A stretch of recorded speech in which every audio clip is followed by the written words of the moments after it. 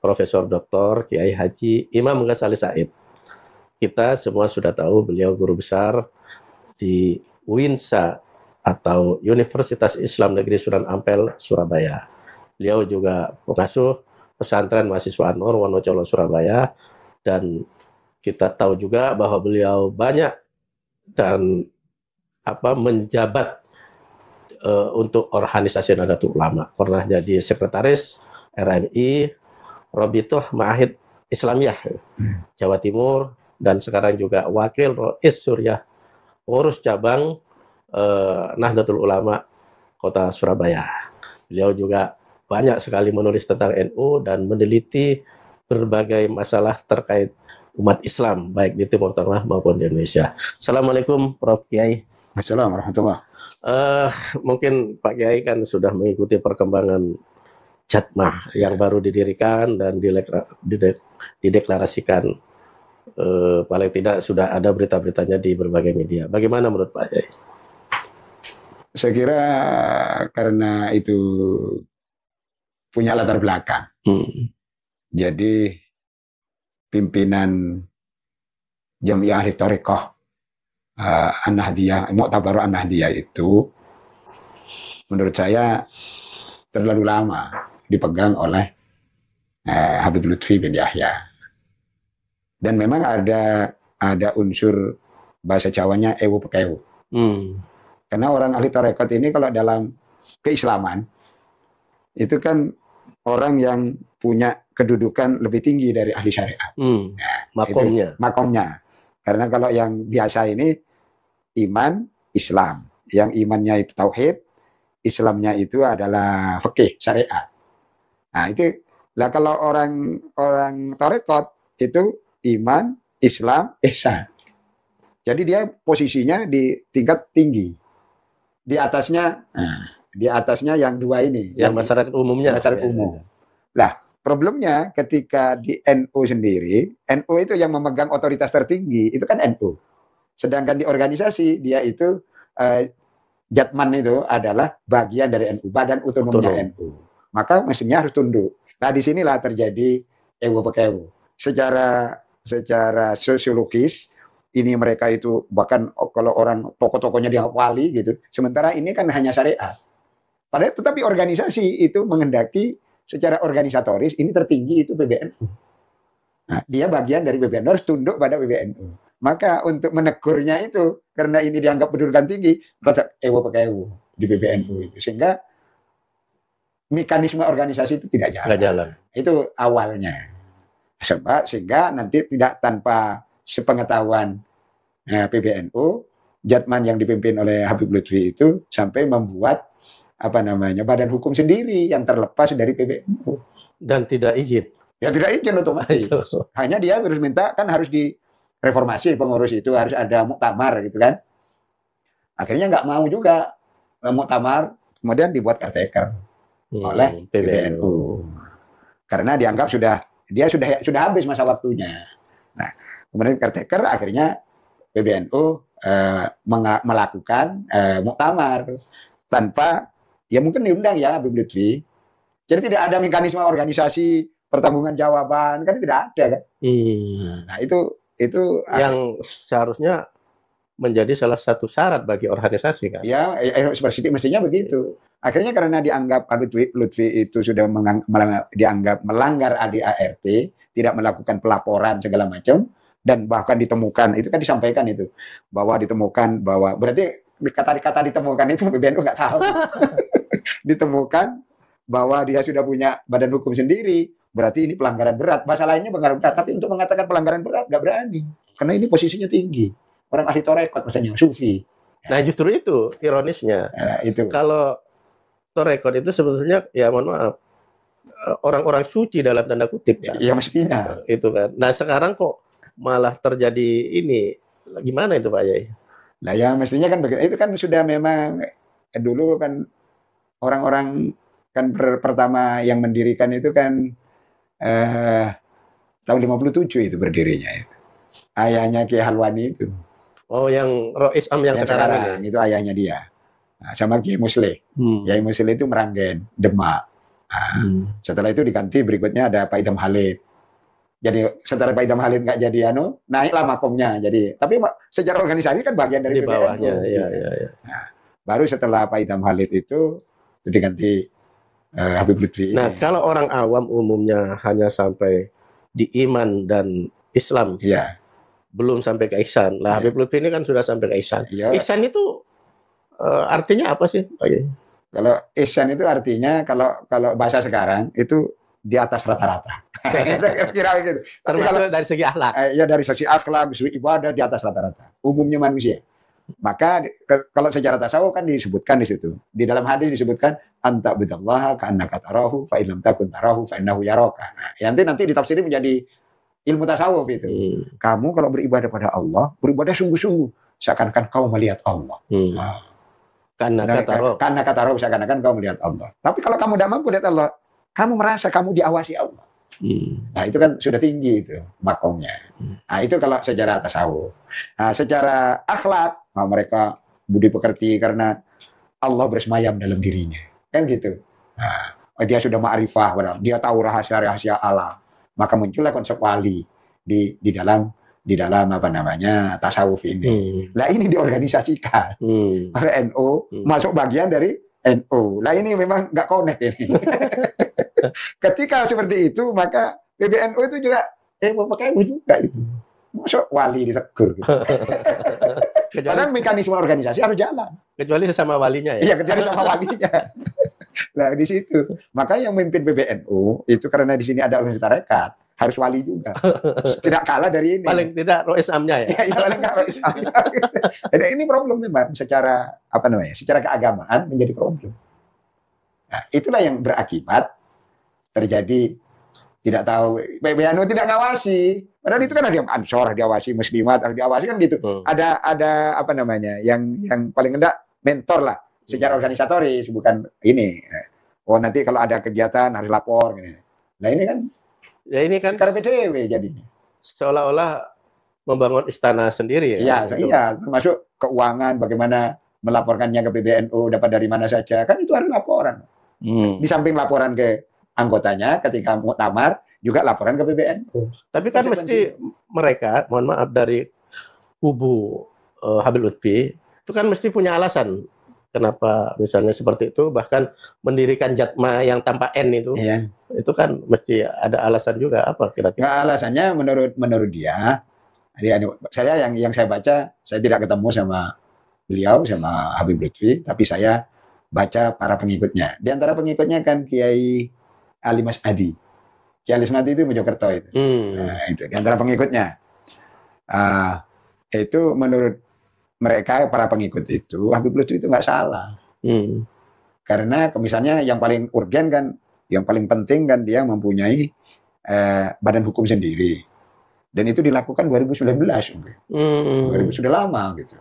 Berapa tahun itu udah lakukan. Dan itu tujuannya katanya membuat seperti itu hanya untuk internal.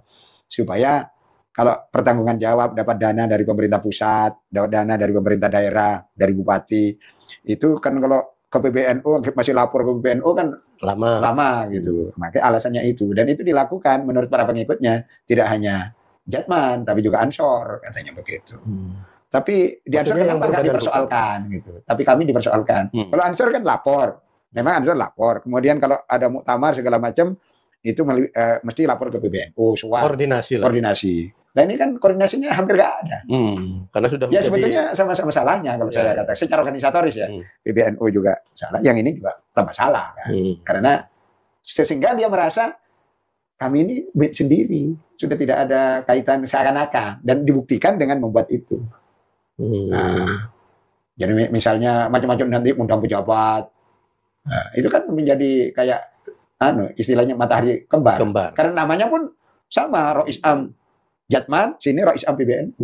Namanya pakai Rois Am, makanya sekarang diganti namanya. Mudir ya? Ya, sebagai Mudir. Mudir Am. Ya, Mudir Am. Yang Kiai Halwani ini ya, yang Jatman. Ya, yang Jatman, dirubah. Iya. Ada artinya dirubah. Biar tidak kembar sama-sama nama Rois Am. Tapi yang sekarang Habib Lutfi itu kayaknya Rois Am juga. Iya, Rois Am. Dia sudah sendiri, ada kaitan sama NU. Nah, itu. Nah, apa yang Pak Yai bisa lihat atau bisa ditangkap fenomena ini? Kenapa seorang Habib Lutfi yang seharusnya ya berperilaku tasawuf tadi sampai keluar dan apa ya mendirikan organisasi sendiri ini? Motif utamanya sebenarnya apa? Apa ada historisnya juga dengan yang mana Aba Alawi macam-macam?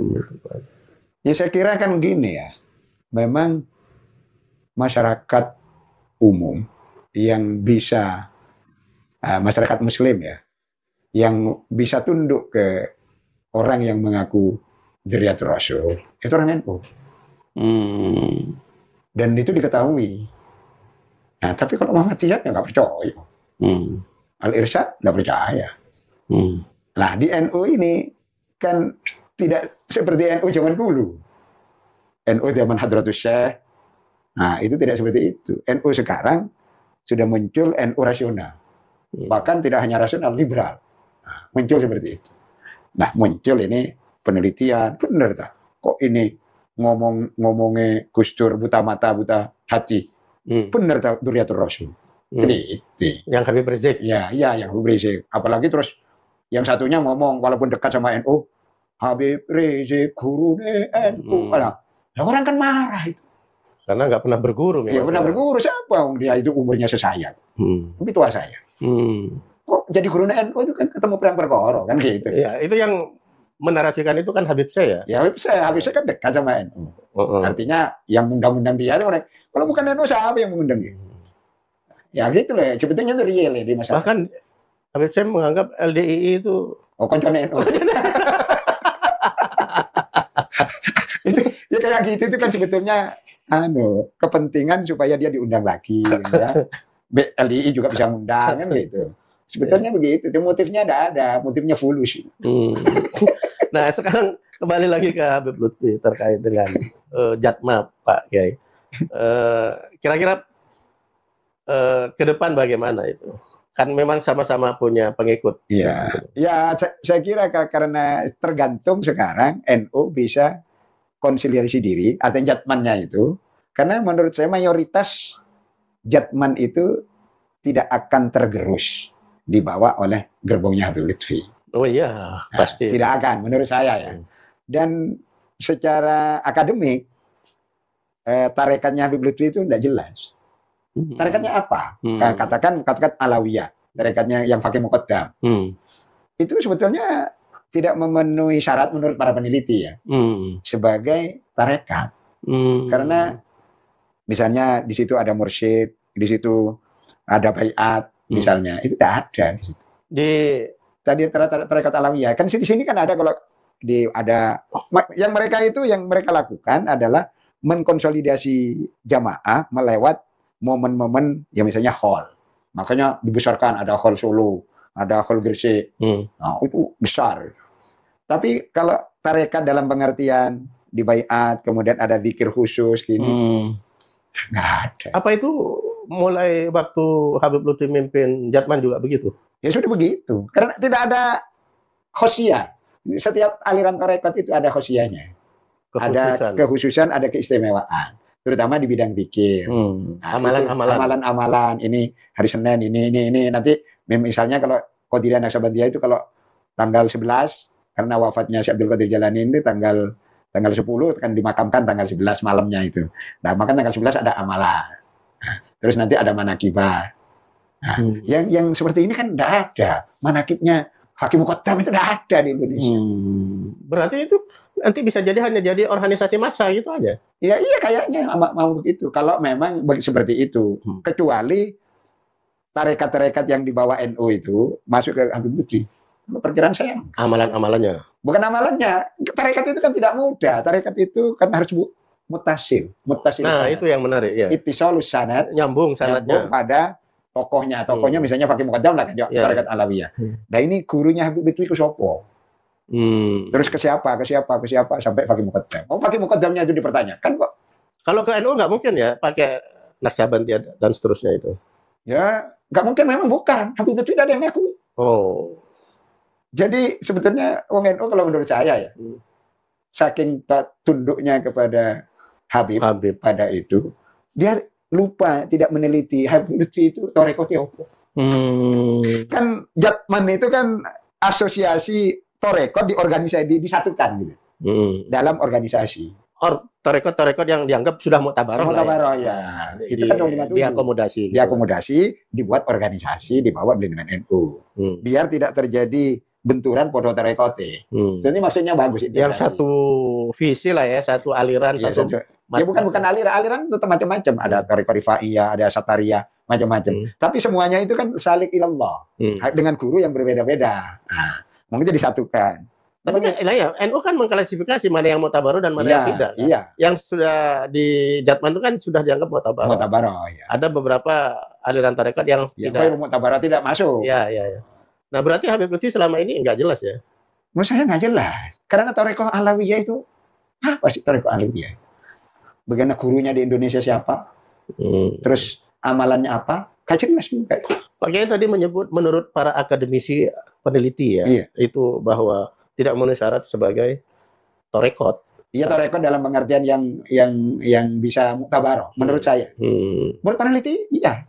Karena misalnya disebut sanadnya kemana, dan terus ada pengikutnya. Pengikutnya itu pengikut kayak organisasi masalah. Artinya bukan baiat dalam pengertian seperti tarekat pada umumnya. Katakan misalnya Ki Kusrori ya. Kusrori sama Kiai Usman. Itu kan dari Peterongan itu. Itu ada baiatnya. Dan ikhwan namanya. Setelah masuk ini ikhwan. Jadi saudara spiritual. Nah, mereka itu banyak yang seperti itu. Mestinya tarekat seperti itu. Nah, di tarekatnya Alawiyah saya nggak tahu ya. Ada tulisan Haidar Bakir kalau nggak tahu. Haidar Bakir itu kan memang orang Ba'alawi ya. Nah, itu yang nulis tentang itu. Mizan itu ya. Mizan ya. Nah, itu menulis tentang itu. Tapi kalau kita kaji di situ tidak memenuhi standar apa yang dikehendaki oleh tarekat dalam pengertian yang diakui oleh NU. Jadi dulu ketika dia menerima Habib Lutfi sebagai Rois Am, lah ini orang pakai aja, tidak meneliti. Mestinya kita sekarang yang generasi muda tidak boleh begitu. Ya karena dulu mungkin terlalu fanatik ke Habib itu. Iya, Habibnya itu aja. Nah sekarang kan sudah dibongkar itu, sudah menjadi apa? Diredefinisi lah. Iya, orang sudah banyak tulisan yang mengatakan, Habib itu tarekat apa? Saya tanya. Di sini kan ada Dr. Harisuddin Akib ya, yang memang yang di Jatman dia, sekarang Jatman. Dulu Jatman juga, tapi Jatman Habib Lutfi kan. Habib Lutfi sekarang. Jadi dia ikut yang Kiai Halwani itu. Nah, dia dulu gurunya kan ke Kiai Samroji. Nah, sanatnya itu. Mungkin nanti ke Kiai apa namanya? Kiai Romli ya, dari Samroji Kiai Romli. Terus ini mutasil sanat lah, ittisalus sanat. Jadi TKN, Tarekat Qadiriyah Naqsabandiyah. Terus saya tanya sama beliau itu. Gimana? Karena dia itu mahasiswa saya. Jadi jelas itu tarekatnya. Kenapa dulu? Ya kita kan hanya dia katanya Durya Rasul, ya sudah lah. Jadi banyak begitunya. Jadi beliau yang dulu pengikutnya Habib Lutfi sekarang juga dia enggak mempertanyakan sebagai kriteria tarekatnya apa? Dulu ya, dulu kan Jatman dipimpin Habib Lutfi, artinya ini kan dulu anak buahnya Habib Lutfi juga. Sekarang dia kan sudah tercerahkan, mempertanyakan. Menarik tercerahkan itu. Tercerahkan. di situ anunya. Jadi ada problem organisasi dalam pengertian organisasinya kaum tarekat, dan tarekat, terus ada problem kaitannya dengan NU. Nah, jadi di tarekatnya sendiri masih problem. Dia memenuhi syarat enggak sebagai sebuah tarekat. Kalau kita lihat kegiatannya ya, ada Hol Solo, Hol Gresik, Hol Tanggul misalnya. Itu yang orang Ba'alawi semua itu. Itu bukan tarekat itu. Ya kayak kita ngadakan hol itu. Ya, umumnya bukan tarekat. Seharusnya tarekat itu yang secara rutin. Ya, ada amalannya. Auratnya ya. Ya, auratnya ada. Terus bagaimana siapa sekarang gurunya. Ada organisasinya. Artinya ini kalau meninggal penggantinya siapa itu ada. Dan dibaiat. Dibaiat. Nah sekarang Kiai Rory misalnya. Sampai sekarang itu tidak ada penggantinya. Karena belum membaiat. Ya kalau iya artinya baru nanti kalau ada yang sudah memenuhi syarat, termasuk anaknya kan anaknya masih kecil-kecil kan. Tidak ada itu. Tapi khidmah itu apa namanya? Komunitas zikirnya itu, komunitas zikirnya yang dibawa itu sampai sekarang jalan. Tapi secara formal katarekatan itu tidak ada. Jadi itu alami saja. Nah, nanti sampai muncul tokoh yang memang nanti dibaiat. Tapi kan yang paling penting yang amalan-amalan itu kan. Iya, kalau ini kan sudah ya jalan kalau ya. Riadoh-riadohnya itu kan, pendekatan kepada Allah itu kan. Dan itu Nah, ini yang menarik. Ada organisasinya tapi ruhnya hilang. Sementara ada fisiknya tapi nggak ada ruhnya. Itu demit itu. Sementara ada yang ruhnya ada tapi organisasinya belum terbentuk ya, belum tidak terstruktur lah paling tidak itu. Nah, ada juga mungkin ada unsur satu menurut saya ya, mungkin saya salah. Satu ada kepentingan politik, akses pada kekuasaan.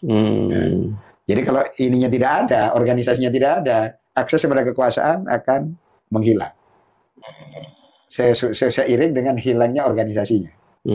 Berarti kalau dalam bahasa divulgarkan, Habib Lutfi setelah tidak pegang apa? Jatman, ya akses pada kekuasaan akan hilang. Nah, dan maka dia harus mempertahankan kan? Dengan membuat yang baru itu. Untuk mempertahankan eksistensi. Ya, itu. Terus kita lihat orang yang asalnya ketua sekjen PBNU, mantan sekjen PBNU, kemudian bergabung dengan Habib Lutfi sebagai mudir, Helmi Faisal. Nah, ini saya kira motifnya tidak murni agama, tapi juga politik. Karena memang Helmi kan politisi. Ya, politisi PKB asalnya. Ya.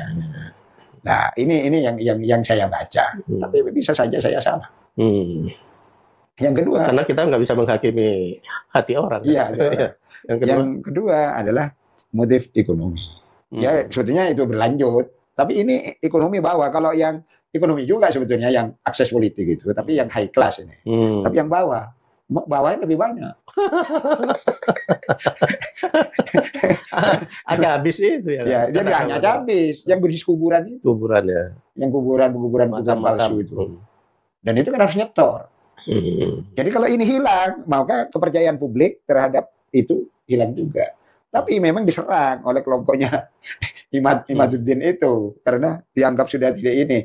Jadi banyak yang kuburan-kuburan namanya dibongkar sekarang. Iya. Dan atraktif pembongkarannya kan undang. Ya karena ada saingannya. Jadi sekarang ini dinamis saya kira.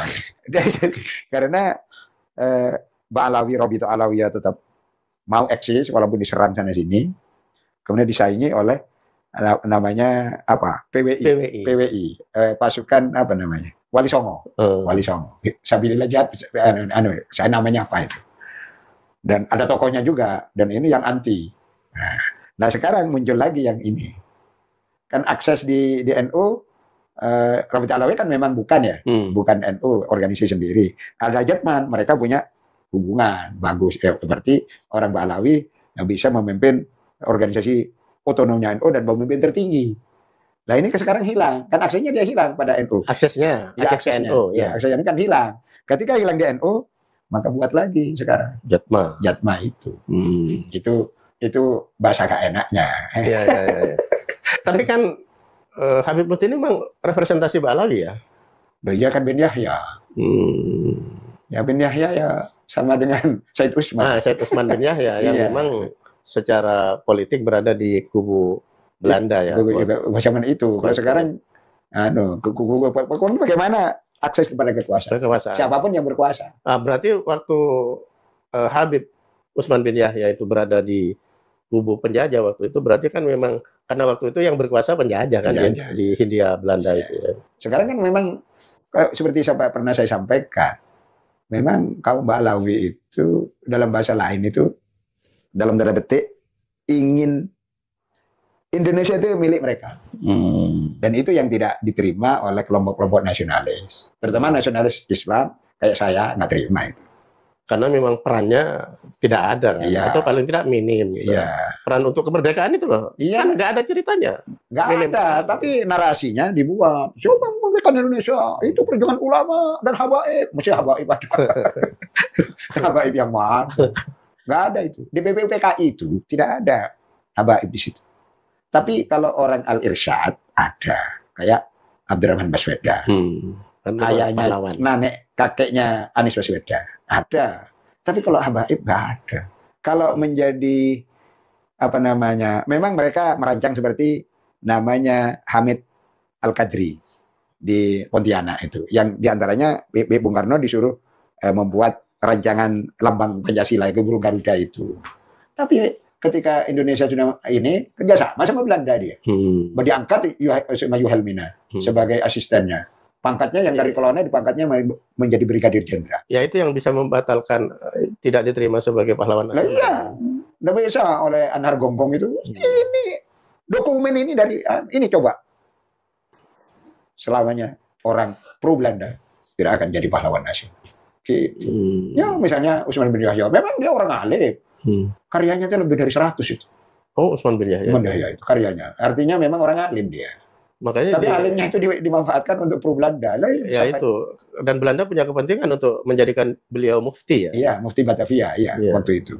Yang diantaranya termuar fatwa orang yang berontak di Banten itu dianggap bugot dan karena pemerintah Belanda itu sah secara syariat. Lo bahasanya ini. Bahasanya sah secara syariat. Itu ditulis dalam bukunya. Ya beda lah. Jangan dibandingkan dengan Hadratus Syekh. Waduh.